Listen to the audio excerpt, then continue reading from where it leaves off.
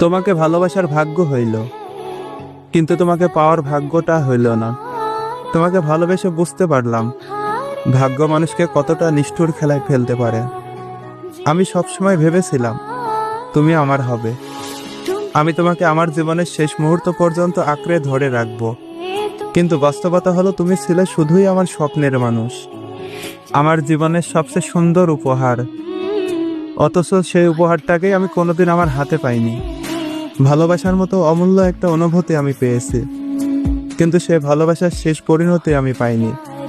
তুমি আমার পাশে থাকো বা দূরে থাকো, আমার জীবনে তুমি সবসময় থেকে যাবে। ভালোবাসা শুধু পাওয়ার নাম না, ভালোবাসা মানে হলো কাউকে নিঃস্বার্থভাবে চিরদিনের জন্য ভালোবাসতে পারা। তোমাকে ভালোবাসার এই অনুভূতিটাই আমার জীবনের সবচেয়ে বড় সৌভাগ্য, আর সেই সৌভাগ্য নিয়েই আমি বাঁচবো আজীবন।